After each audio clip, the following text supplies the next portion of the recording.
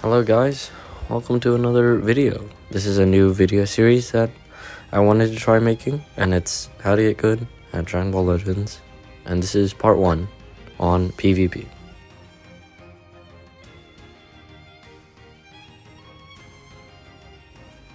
A few things before we get into the rest of the video. I am not one of the best Dragon Ball players in the world. I am usually top 3k, battle rank 70. So if you want to look at like how to get godly, this is not the video for you. So this is mainly for just people that want to improve generally on the game, and that's about it. And with that being said, let's hop into the actual part of the video.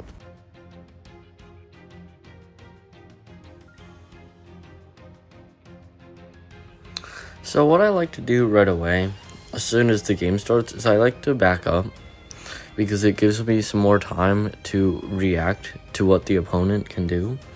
Whether it's a tackle, a mid-range strike, a blast, you can deal with it because you can see what they're doing, and it gives you more time to react. So if it was a blast, if you're in a character with blast armor, you could strike through it. If it's a tackle, you could counter it with a strike.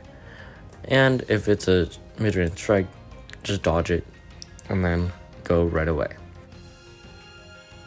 From long range, then what you can do is you can go for a quick attack and then click a strike or blast. You normally want to click a strike if you're going up against a character with blast armor. As you can see in this clip, he tried to strike. If I used a blast, he would have been able to strike through the blast because he's in Nappa, which is a character with blast armor, of course. You can go for a tackle after a quick attack, but it's just more risky because they can also counter that with a strike. Here is an example of me blasting after the quick attack.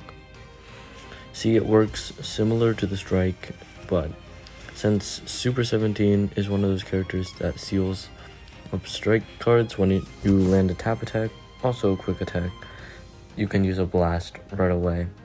But this tech works better against characters without blast armor. Another thing that can happen is if your opponent dodges your strike after the quick attack, just be patient, wait, and then sidestep, and you'll probably get priority.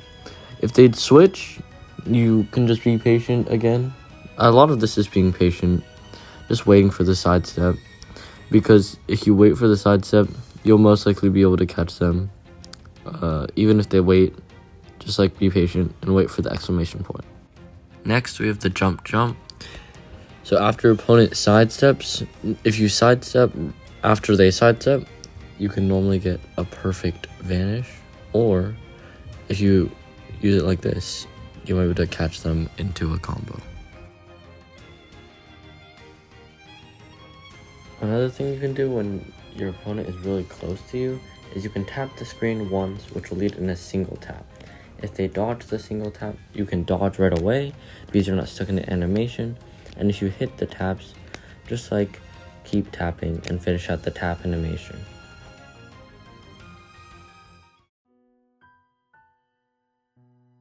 So let's talk about combos. Now, when you're comboing in Dragon Ball Legends, I think there's like two, I don't know how to say it, like frames? I don't know. There's like, it's like a second, basically. So after you strike, you can do an action that stops time for 1 second. And if you blast, if you're from close range and you blast, you dash up, you can do 2 actions. So 2 seconds. So if you strike, you can charge step for 1 second, and if you blast, you can charge for 2 seconds. The timing might be a little bit shorter, but that's the best way I have to explain it. Let's see some examples. So after I strike here, I go for a side step, which counts as like 1 second. It also gives you your vanish back, but as you saw there with that blast, I charged for a short amount of time and then popped the green card. Both of those count as 1 second. So you could not use the green card and get a full charge step, but I wanted the green card there, so I charged for a sec and then pressed the green card.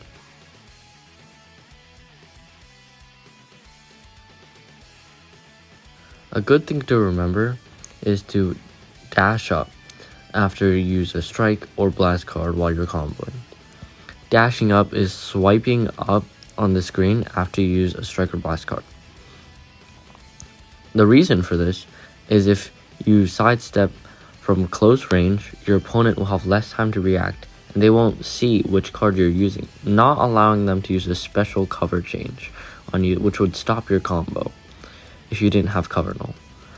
See, if when you're at close range like this, it would be much harder for your opponent to see if he's pressing a strike or blast, but if I sidestep at long range, you can see that I'm using a strike very clearly.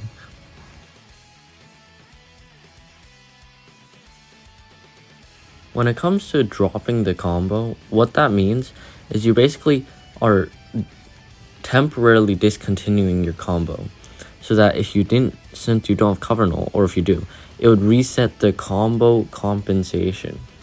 What that means is you gradually deal less damage because of combo compensation, just baseline, because that's how the game works.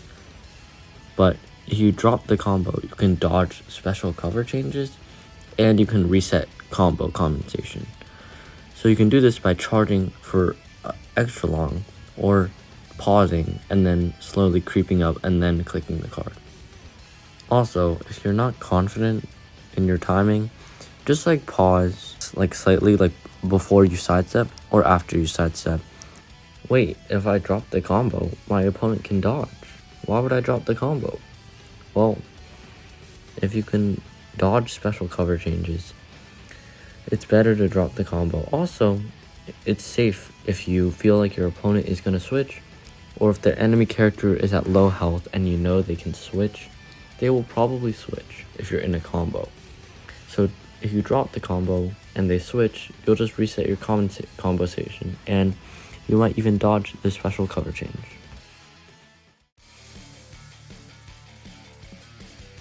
There are many reasons why you'd want to switch characters, because switching can allow you to extend combos, and it also restores your vanish.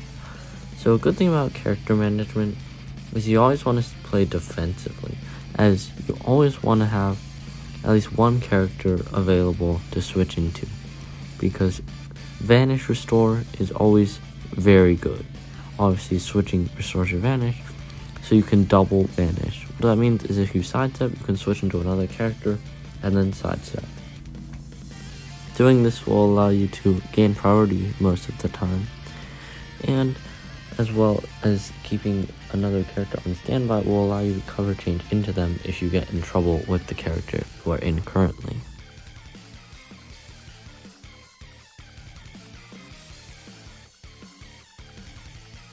Ultimately, Dragon Ball Legends is a game for you to play, and the more you play, the better you'll get. Regardless whether you use the methods I showed you in this video to start combos, or to drop combos, or even just play neutral game. Even if you listen to my character management or not, it doesn't really matter. You can add spice, your own flair to the playstyle. It was just my personal experience playing this game, You can spice up whatever you want to do, whether it's spicing up with tackles, quick attack, dropping combos. Ultimately, this game is for you guys to play. It's not meant to be taught. So, have fun. And the more you play the game, the better you'll get, regardless of what you learned in this video. I hope you've gone better by watching this video, and I hope it helps. Be sure to comment if you want to see any other parts of this game that I have not covered. I plan to do a team building one, but if you want to see something else, be sure to comment down below, and if this helped you, comment that as well. Peace.